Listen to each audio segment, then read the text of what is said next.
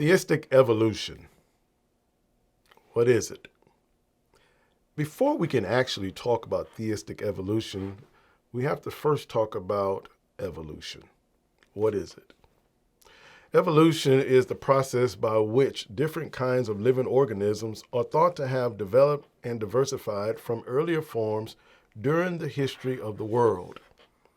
Now, I want us to ponder that for a second, because there are other ideas concerning evolution. As a matter of fact, we could be here for hours talking about the variations of evolution. Another idea concerning evolution in biology is this. The theory does not necessarily tell us how life began on Earth, but it does tell us how life, once it became into existence, diversified into forms in which we see now and the fossil records. It also gives insight to how modern insects and animals continues to adapt even to this day. These are some of the things that were being said about evolution.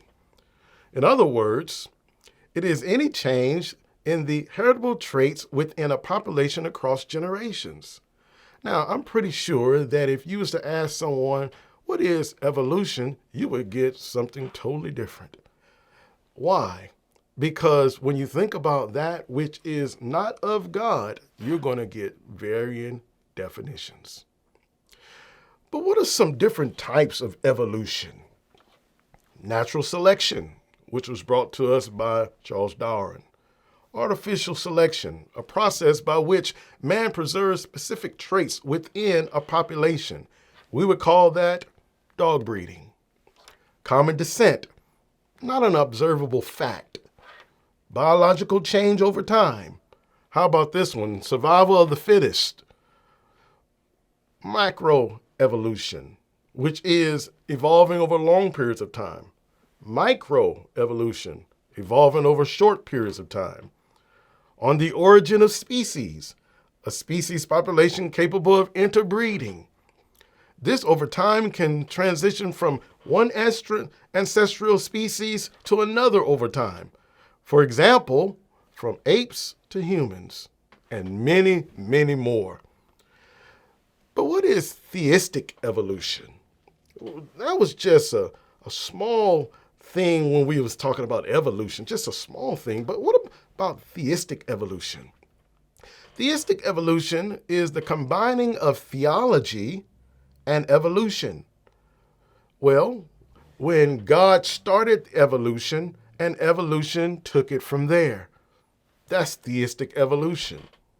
Theistic evolution is a view that God acts and creates through the laws of nature. It assumes as a fact, or it puts forward as a basis of an argument, that the concept of God is compatible with the findings of modern science, including evolution. Now, these are the definitions. There are different variants of evolution that are contradictory and some that are not.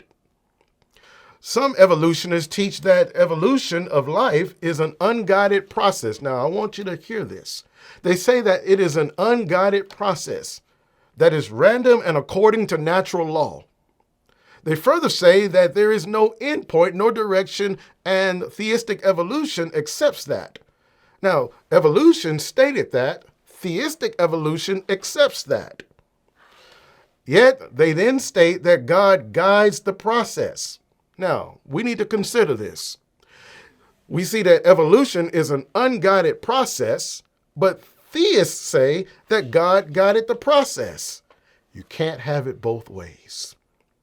It can't go both ways. And the problem with this process is that if something is unguided, yet the theists say that it's guided, that's a contradictory. And God is not the author of confusion.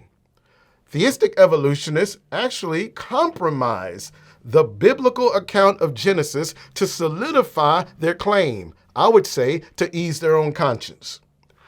Theistic evolutionists are usually those who want to accept the long duration of time argument and the creation account at the same time. So how do we address theistic evolution? How about the creation of mankind? Theistic evolution teaches that humans and all other life forms evolved from bacterial precursors in the distant past. Now, I want us to consider that. The scriptures teach us that man was made from the dust of the ground, Genesis 2 and verse number 7. And God breathed into man the breath of life, and he became a living soul, a living soul. Man is made up, according to 1 Thessalonians 5 and verse number 23, of 3 parts. And the very God of peace sanctify you wholly. And I pray, God, your whole spirit and soul and body be preserved blameless unto the coming of our Lord Jesus Christ. It's interesting that in Genesis 2 and verse number 7, you have spirit, body, and soul. And also in the New Testament, in 1 Thessalonians 5:23, you have spirit, body, and soul.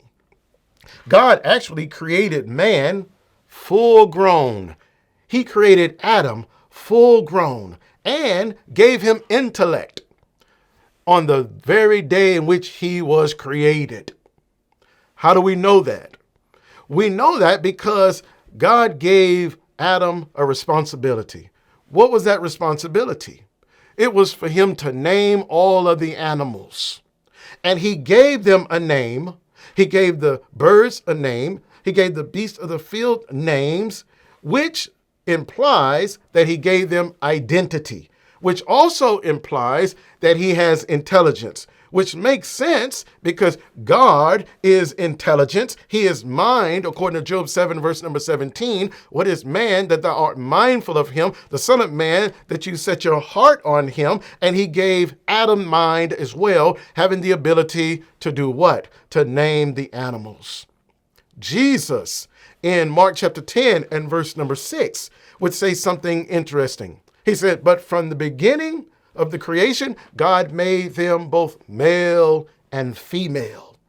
So we know that God created the man and brought forth the woman. And this did not take place over eons of time. This did not take place over thousands of years between each particular day. As a matter of fact, when he created the man, the next thing you know, we find him naming animals, intelligence. When we think about this intelligence, when we think about him naming the animals, friends, we have to consider that God created man in his image, after his likeness, Genesis 1 and verse number 26.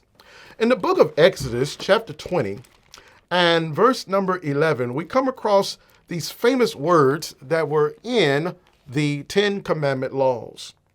For in 6 days the Lord made heaven and earth, the sea, and all that in them is, and rested the 7th day.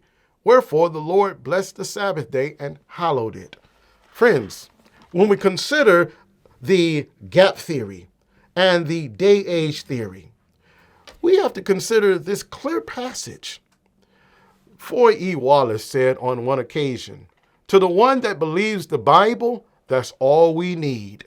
All we need is Exodus 20 and verse number 11, that in 6 days, not 6 1 million years days, not having a million years or 1,000 of years between each day, 24-hour days, 7 days. And so when God created the earth, he did it in 6 days, and he rested upon the 7th day, which means that we have 24-hour literal days. So when we consider this, as we close, one cannot be a theistic evolutionist and faithful to God. One, if he accepts evolution, he denies creation. Why? Because in Genesis 1 and verse number 1, in the beginning, God created the heavens and the earth.